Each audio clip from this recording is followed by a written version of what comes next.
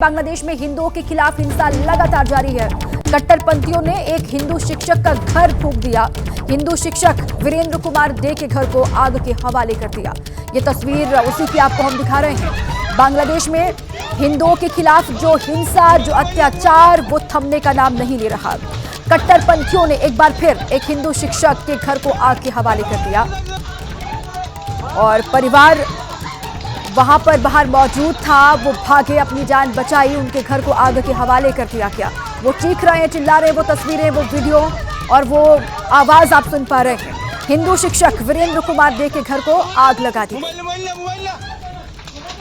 कट्टरपंथियों के द्वारा ये किया गया कि हिंदुओं पर किस तरीके से जुल्म वहां पर हो रहा है और यूनिस सरकार हाथ पर हाथ धरे बैठी हुई है। बहुत सारे सवाल खड़े हो रहे हैं कि आखिर अल्पसंख्यकों की सुरक्षा को सुनिश्चित कौन करेगा। बांग्लादेश में हिंदुओं पर अत्याचार का सिलसिला थम नहीं रहा है। ये एक नया मामला सामने आ गया। हिंदू शिक्षक बताए जा रहे हैं वीरेंद्र कुमार डे, जिनके घर को फूंक दिया गया। और इसी बीच एक और बड़ी खबर है जम्मू कश्मीर से। जम्मू कश्मीर में पाकिस्तान की ड्रोन वाली करतूत लगातार जारी है। इसी बीच 5 दिन में तीसरी बार जम्मू कश्मीर में संदिग्ध ड्रोन दिखाई दिए हैं। जम्मू के नौशेरा और सांबा में ये पाकिस्तानी ड्रोन देखे गए। एक बार फिर से 5 दिनों के भीतर ये तीसरी खबर है जब वहां पर ड्रोन देखे गए हैं। सेना की फायरिंग के बाद वापस पीओके की तरफ लौटे ड्रोन, ये कहा जा रहा है सेना की ओर से फायरिंग की गई, जिसके बाद ये ड्रोन यहां से लौटे। जम्मू कश्मीर से बड़ी खबर, पाकिस्तान की ड्रोन वाली जो करतूत है यहाँ, वो लगातार जारी है। 5 दिन में तीसरी बार जम्मू कश्मीर में ये संदिग्ध ड्रोन देखे गए हैं। सेना की ओर से फायरिंग की गई, जिसके बाद ये ड्रोन यहां से वापस लौटे, ये कहा जा रहा है। तो 5 दिनों के अंदर ये तीसरी खबर है जो वहां से सामने आई है। अलग अलग इलाकों में ड्रोन के देखे जाने की खबरें लगातार आती रही और ये नया मामला है। इस वक्त नौशेरा और सांबा में कहा यह जा रहा है शाम को कल पाकिस्तानी ड्रोन देखे गए। सेना की ओर से जब वहां पर कार्रवाई की गई, फायरिंग की गई, तो उसके बाद ये ड्रोन यहां से भागे।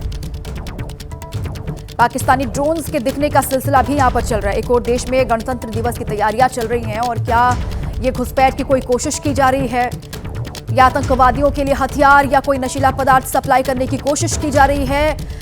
ये जो पाकिस्तान की मंशा है वो एक बार फिर से उजागर होती है। ये बड़ी खबर आपके सामने है। पाकिस्तानी ड्रोन्स एक बार फिर से देखे गए हैं जम्मू कश्मीर में। बड़ी खबर आपको हम दे दें महाराष्ट्र से है। महाराष्ट्र में आज आएंगे नगर निकाय चुनावों के नतीजे। सुबह 10 बजे का वक्त है जब वोटों की गिनती शुरू हो जाएगी। सभी अलग अलग केंद्रों में मतदान होंगे। कड़े इंतजाम, मतदान के बाद काउंटिंग होगी, माफ कीजिएगा। सभी मतगणना केंद्रों पर सुरक्षा के कड़े इंतजाम किए गए हैं। आज 2869 सीटों पर तय होगी 15,931 उम्मीदवारों की किस्मत। कल बीएमसी समेत सभी 29 निकायों के लिए वोटिंग हुई थी। वो वोटिंग की हर एक तस्वीर हमने अलग अलग हिस्सों से आपको दिखाई थी।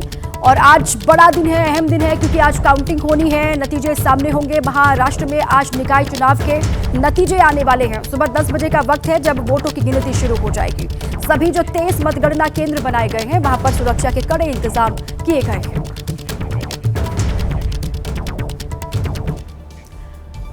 और इसी बीच एक बड़ी खबर है, बीएमसी चुनाव में पहली बार हो सकता है बड़ा उलटफेर। बीएमसी पर बीजेपी की अगुवाई वाले महायुति का कब्जा संभव है। ये बड़ी खबर, अधिकतर सर्वे में बीजेपी शिंदे गुट को बहुमत का अनुमान है। बीएमसी पर 5 एग्जिट पोल में महायुति को जबरदस्त बढ़त मिलती हुई दिखाई दे रही है। महायुति को 128 से 134 सीटें मिल सकती है। एग्जिट पोल में ये कहा गया है ठाकरे बंधुओं के खाते में 57 से 67 सीटें जा सकती हैं। एग्जिट पोल में ये बात सामने आई है। बीएमसी में इस बार बिना ठाकरे की सरकार बन सकती है, ये एग्जिट पोल का अनुमान है।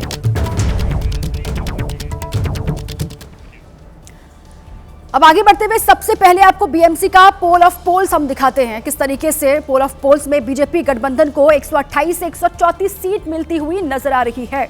वहीं उद्धव के गठबंधन को 57 से 67 सीट मिल सकती है।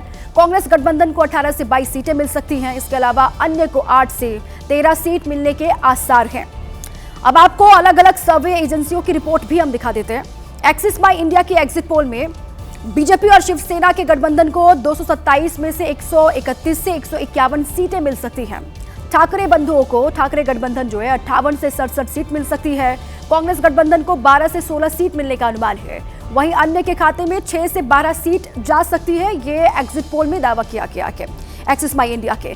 डीवी रिसर्च के एग्जिट पोल की माने तो बीएमसी की 227 सीटों में बीजेपी गठबंधन 107 से 122 सीट जीत सकता है। उद्धव ठाकरे के गठबंधन को 68 से 83 सीट मिलने का अनुमान है। वहीं कांग्रेस प्लस को 18 से 25 सीट और अन्य को 10 से 19 सीटें मिल सकती है। ये डीवी रिसर्च का एग्जिट पोल है। इसके अलावा जेडीएस का जो एग्जिट पोल है वो ये कहता है कि बीजेपी गठबंधन को 127 से 154 सीटें मिल सकती हैं।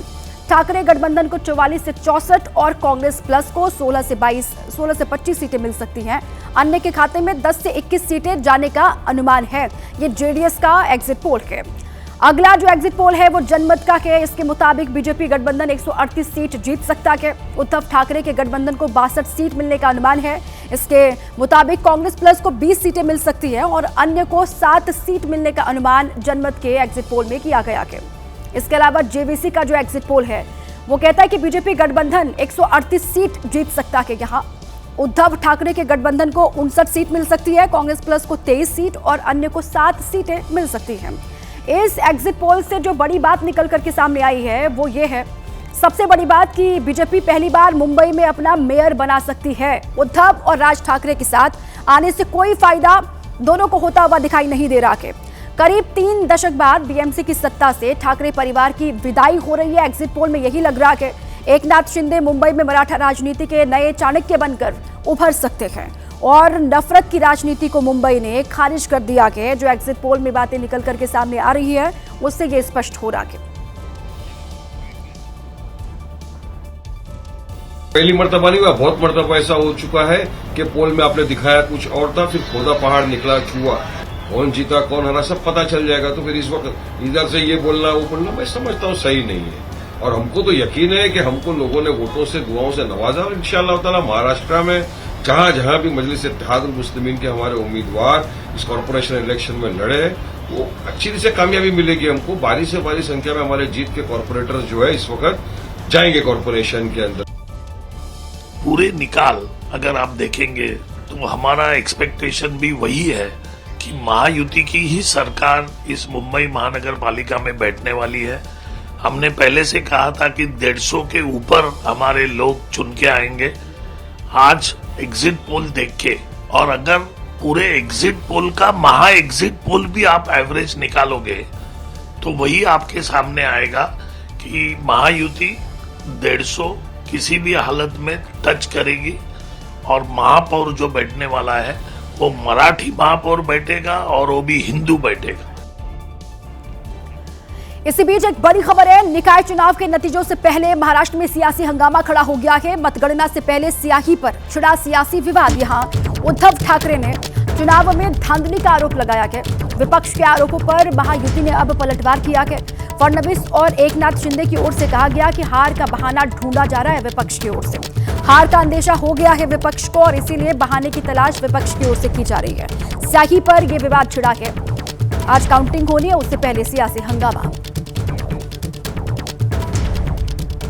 पहली बार अनुभव हो रहा है कि इंक जो लगाई जा रही है वो भी आप क्लीन कर सकते हो।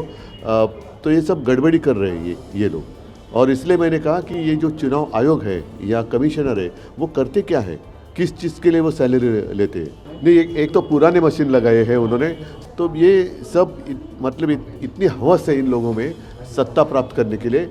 ऐसी बेशर्म सरकार कभी देखी नहीं। विपक्ष ने नई स्क्रिप्ट लिखनी चाहिए।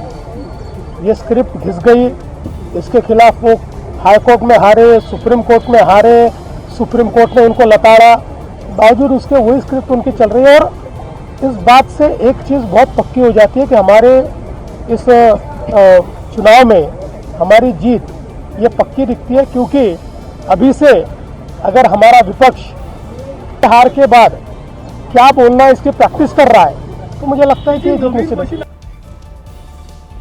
अब मतगणना से पहले स्याही को लेकर ही ये विवाद खड़ा हुआ है और इसी मुद्दे पर और आरोपों पर महाराष्ट्र के मुख्य चुनाव आयुक्त ने भी जवाब दिया कि क्या कहा कि आपको सुनवाते हैं। महानगर पालिका चुनाव में एक इस प्रकार का संभ्रम फैला जा रहा है कि जो राज्य निवडणूक आयोग ने जो मार्कर पेन दिया है उसकी जो इंडेलिबल इंक है वो इंडेलिबल इंक निकल रही है। इसको सूखने के लिए एक 10 से 12 सेकंड लगता है और एक्चुअली ये 10 से 12 सेकंड मतदान केंद्र में ही रहता है।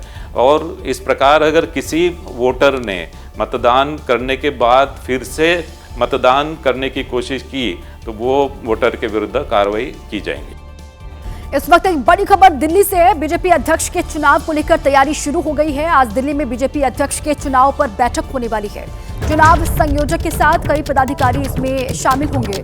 बैठक के बाद चुनाव को लेकर औपचारिक ऐलान किया जा सकता है, ऐसी संभावना है। फिलहाल नितिन नबीन बीजेपी के कार्यकारी अध्यक्ष, अभी हाल ही में उनको ये जिम्मेदारी मिली है और अब चुनाव को लेकर बीजेपी के राष्ट्रीय अध्यक्ष के तैयारी शुरू कर दी गई है। दिल्ली में आज बड़ी बैठक होने वाली है अध्यक्ष पद को लेकर ही और कई पदाधिकारी इसमें शामिल रहेंगे और औपचारिक ऐलान हो सकता है पूरे कार्यक्रम को लेकर, ये कहा।